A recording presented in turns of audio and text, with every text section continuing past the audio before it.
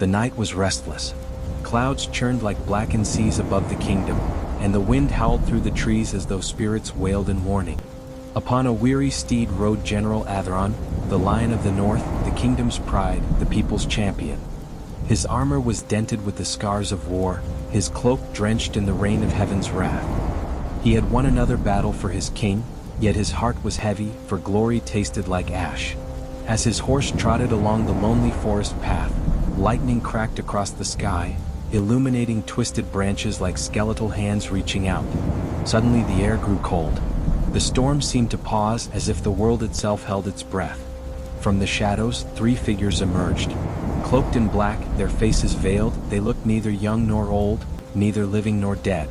Their voices rose together, soft at first, then sharper, slicing through the storm. "Hail Atheron, Lion of the North."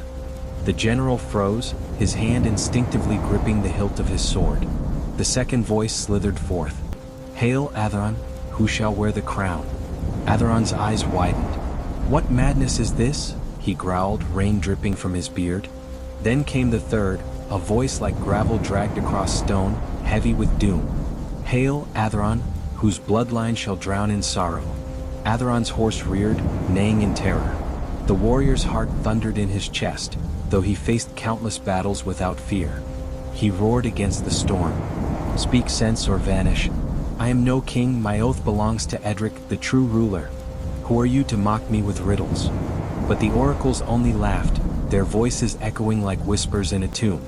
"The crown awaits, but blood shall pave thy path. The crown awaits, but sorrow shall be thy heir."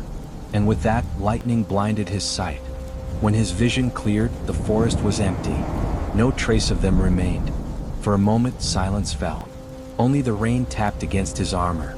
Atheron's breath trembled as he spurred his horse forward. But though he tried to dismiss the words, they clung to him like chains. By the time he reached the gates of the palace, one thought had taken root in his heart. "The crown shall be mine." The palace stood tall and glowing against the storm, its torches flickering in the wind like fragile stars fighting against the night. Atheron dismounted, his boots echoing through the stone halls as he strode to his chambers. He tried to shake off the prophecy, yet each step was heavier than the last, as though the words of the oracles had woven themselves into his very bones. There she waited, Queen Celera, his wife. She was more than a queen, she was the flame that lit the darkest corners of his soul. Her beauty was sharp, her eyes like daggers wrapped in silk. She had long envied the throne, long dreamed of a kingdom where she would not bow, but rule. Atheron closed the chamber doors and whispered, his voice trembling though his frame was strong. "Celera, I saw them. 3 cloaked figures in the storm. They spoke riddles, strange, terrible riddles." Celera tilted her head, her lips curving into a smile both tender and cruel. "What riddles, my lion?" Atheron hesitated. He paced the chamber, then turned to her with eyes haunted. "They hailed me as king. They hailed me as ruler of all. But," his voice cracked, "they warned that sorrow would follow, that my bloodline would drown in grief." For a heartbeat, silence lingered. Then Celera's laughter rang low and sharp, like the unsheathing of a blade. She stepped closer, her gown trailing across the marble floor. "And what of it? What is prophecy but wind? What is fate but an excuse for cowards? Do you not see, my love? The crown belongs to you. To us. But it shall not fall into your lap like fruit from a tree, you must pluck it." Atheron clenched his fists. "I cannot. Edric is my king. He has trusted me with his armies, his kingdom, his very life. To betray him is to stain my soul forever." Celera's smile faded, her voice dropping to a cold whisper. "Then live forever as his shadow. Remain the loyal dog at his heel, while weaker men wear the crown that should rest upon your head." Her words cut deeper than any sword. He looked away, his chest rising and falling with turmoil. Celera stepped close, her hand on his cheek, her eyes burning into his. "My lion, think of what you could be. Think of what we could be. Tonight, Edric sleeps unguarded in his chamber. Tonight, fate waits. Seize it, or watch the crown pass you by forever." Atheron turned to the window, staring at the storm still raging beyond. Lightning split the sky, illuminating his torn face. At last he whispered almost to himself, "Blood, for a crown?" Celera's smile returned, victorious and cold. Yes, my love. Blood for a crown. The night was heavy with silence. The storm outside had died, yet within the palace, the air carried an eerie stillness, as though the walls themselves were waiting. In his chamber King Edric slept. His silver hair gleamed faintly in the candlelight, his face serene, unguarded. He had ruled with wisdom and kindness and loved Atheron as a son. But tonight, love and loyalty stood against ambition. And ambition sharpened its blade. Atheron crept through the corridor, dagger in hand. His armor was set aside, he wore only a cloak. Each step echoed in his skull like the tolling of a bell. Behind him in the shadows Solara's voice lingered. Be bold, my lion, or remain a slave to men lesser than you. He reached the chamber door. His hand shook as he pushed it open. There lay Edric, breathing softly, dreaming without fear. For a moment Atheron froze. Memories pierced him. Memories of battles fought side by side, of laughter in the council hall, of a father's embrace after victory. His heart thundered. His grip loosened. No, he whispered, the dagger trembling. He is my king, my father in all but blood. I cannot. But then Solara's whisper hissed in his mind, venomous and cold. Do it, or die a pawn. Atheron's jaw tightened. He raised the dagger high. With a muffled cry he drove it into Edric's chest. The king's eyes snapped open, wide with betrayal. A strangled gasp escaped his lips, half a word, half a curse. His hand reached toward Atheron, not in anger but in heartbreak. Then his body went still. Blood soaked the sheets. Atheron staggered back, his breath ragged. The dagger slipped from his hand and clattered to the floor. For the first time in his life he felt fear, not of men, not of war, but of himself. Solara entered swiftly, her gown trailing like a serpent. She seized the dagger, dipped it in Edric's blood, and smeared it upon the guards sleeping outside the chamber. They shall hang for this, she whispered coldly. And you, my lion, shall be hailed as the kingdom's savior. At dawn the castle shook with cries of grief. The people wept for their fallen king, slain by treacherous guards. And when Atheron stood before them, cloaked in false mourning, the crowd raised their voices. Hail King Atheron! Long live the king! The crown was set upon his head. But even as the cheers thundered in his ears, he swore he heard another sound, soft, chilling and close. Blood calls for blood. The throne was his. The crown, once heavy with dreams, now pressed upon Atheron's brow like a chain of iron. By day he sat among nobles, giving orders with a king's authority. By night, he wandered the corridors alone, haunted by whispers no one else could hear. The first feast of his reign was meant to silence doubts. The great hall blazed with torches, banners of gold and crimson fluttered, and tables overflowed with roasted boar, wine, and music. The nobles raised their goblets in his honor. Hail King Atheron! Long live the Lion of the North!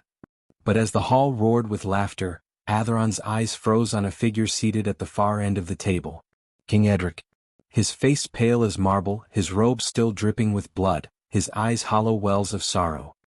He raised a goblet with skeletal fingers and whispered, though only Atheron could hear. Murderer! The hall spun. Atheron staggered to his feet, knocking wine across the table. Begone! He shouted, pointing at the empty chair.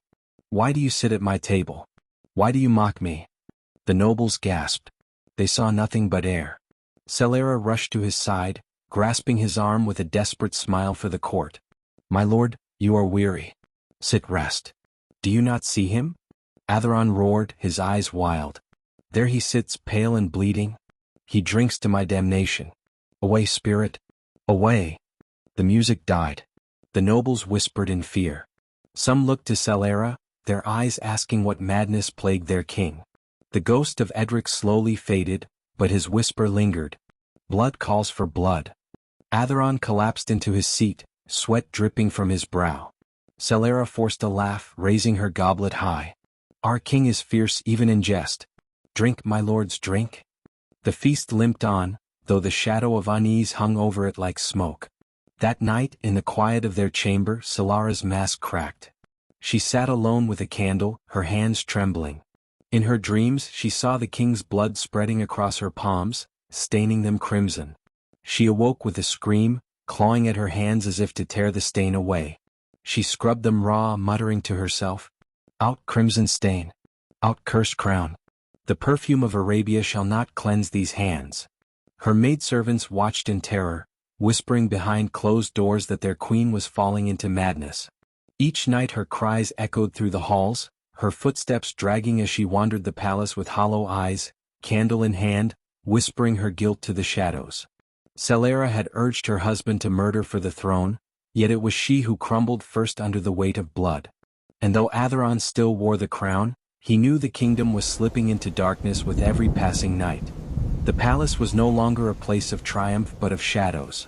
Whispers filled the halls, whispers of a queen gone mad, of a king who spoke to ghosts. Celara grew weaker with each passing night. Sleepwalking, muttering, her candle dripping wax upon the stones as she wandered like a soul already lost. Sometimes she would clutch her hands until they bled, sobbing, "The blood will not leave, the blood will not leave." And though she still breathed, Celara was no longer the woman who had once whispered courage into her husband's ear. Atheron, restless and tormented, sought the only voices that had ever spoken truth to him, the oracles. Through storm and darkness, he rode once more into the forest. The trees loomed high and twisted, their branches whispering like tongues of the dead. And there, where the earth was damp with decay, the cloaked figures waited. They greeted him not with smiles but with laughter, dry, hollow, and cruel. "Back again, Lion of the North," one crooned. "Does the crown weigh heavy?" Atheron dismounted, his eyes wild, his voice breaking with desperation. "Tell me, spirits, will my enemies undo me? Will my throne be torn from me? I command it." The second oracle stepped forward, her face hidden, her hand dripping with black liquid that steamed as it hit the ground. "Fear not, mighty king. None born of a woman shall slay thee." Atheron froze, then laughed bitterly. "None born of a woman? Then no man may touch me. I am immortal." But the third oracle hissed, her words heavy with venom. "Yet hear this, thou shalt not fall, until the forest marches to thy gates." "The forest, marching?" Atheron frowned, then sneered. "A forest cannot walk. Do you mock me?" The oracles only whispered together, their voices weaving like a curse.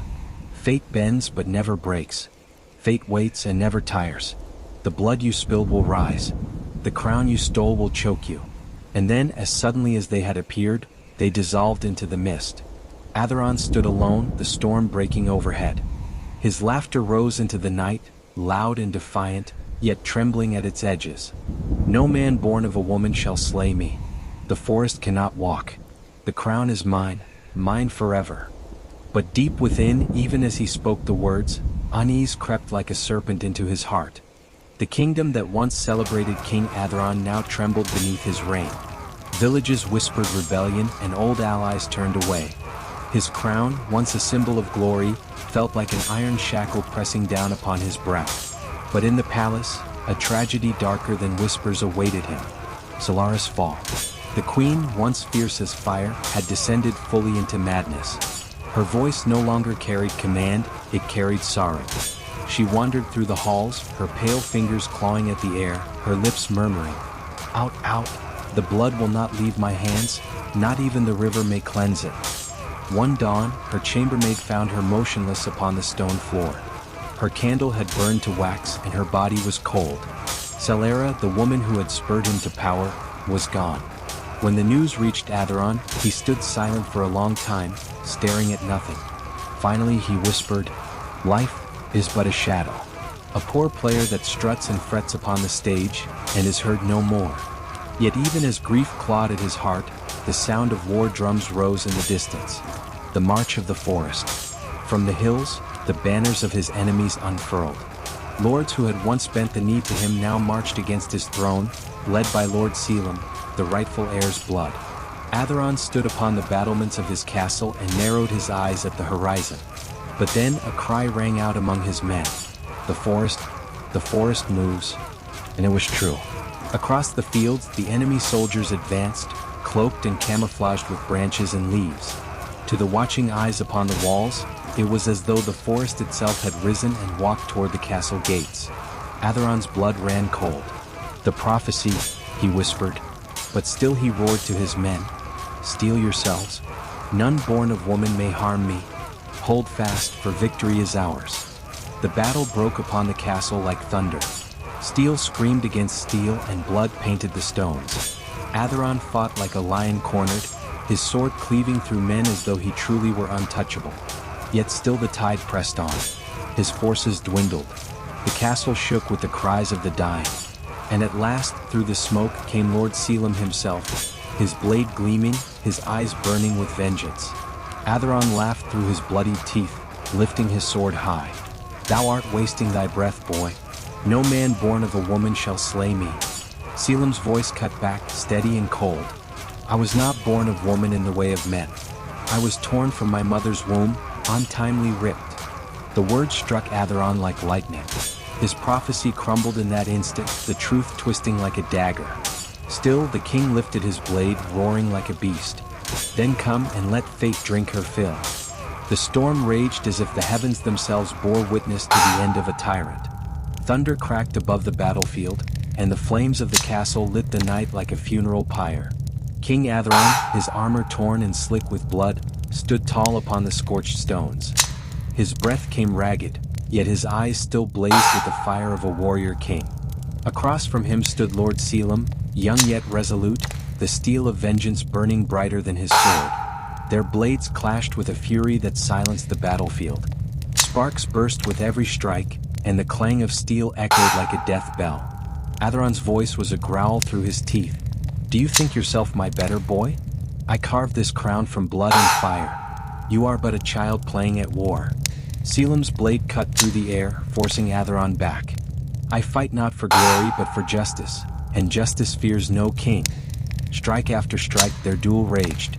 Atheron's strength was mighty, but exhaustion weighed heavy upon him. The ghosts of every life he had taken seemed to drag at his sword arm. Selim pressed forward, his movements precise, born not of rage but of righteous purpose. Then with one swift motion he disarmed the king. Atheron's sword clattered to the ground, ringing out like the toll of fate. The tyrant staggered, clutching at his chest, his breath a broken rasp. Still, he straightened his spine and faced his foe with defiance. "Strike then," he spat, blood at his lips. "But know this, kings are not slain, they are remembered. My name shall echo longer than your blade." Selim's gaze did not waver. He raised his sword high and with a final cry brought it down. King Atheron fell. The lion's last roar silenced forever. When the battle ended, the soldiers of the realm laid down their arms. The tyranny was broken and the long night of fear lifted. Lord Selim was crowned not in gold and jewels, but in the hearts of the people who cheered his name. He vowed to rule with fairness, that no blood spilled in vain would be forgotten. But in the dark corners of the castle, the whispers of Atheron lingered, for even in death, a tyrant's shadow is long.